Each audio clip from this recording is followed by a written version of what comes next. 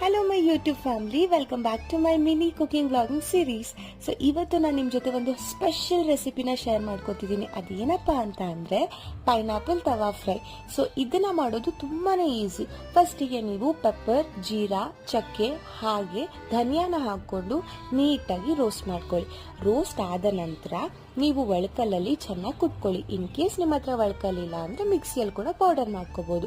ಈ ಕುಟ್ಟಿ ಪೌಡರ್ ಆದಮೇಲೆ ಅದನ್ನ ಒಂದು ಸೈಡ್ ಇಟ್ಕೊಳ್ಳಿ. ಅದಾದಮೇಲೆ ಒಂದು ಬೌಲಿಗೆ ಖಾರ ಪುಡಿ, ಉಪ್ಪು, ಸಕ್ಕರೆ, ಚಾಟ್ ಮಸಾಲ ಹಾಗೆ ಲೆಮನ್ ಹಾಕೊಂಡು ಒಂದು ಪೇಸ್ಟ್ ಮಾಡ್ಕೊಳ್ಳಿ. ನಂತರ ಪೈನಾಪಲ್ಗೆ ನೀವು ಕುಟ್ಟಿ ಪುಡಿ ಮಾಡಿರುವ ಐಟಮ್ಸ್ ಹಾಗೆ ಪೇಸ್ಟ್ ಮಾಡ್ಕೊಂಡಿರೋ ಐಟಮ್ಸ್ನ ಎರಡನ್ನೂ ಹಾಕಿ ಚೆನ್ನಾಗಿ ಟಾಸ್ ಮಾಡಿ ಕಲಸಿ ಮ್ಯಾರಿನೇಟ್ ಮಾಡಿ 15 ಮಿನಿಟ್ಸ್ ಇಟ್ಕೊಳ್ಳಿ. ಅದಾದಮೇಲೆ ತವಾ ಮೇಲೆ ಸ್ವಲ್ಪ ಎಣ್ಣೆ ಹಾಕೊಂಡು ಎಲ್ಲ ಪೈನಾಪಲ್ಸ್ನ ಶಾಲೋ ಫ್ರೈ ಮಾಡಿದ್ರೆ amazing pineapple tawa fry ready to eat. I hope you like it. Please subscribe. Bye. Love, Trisha.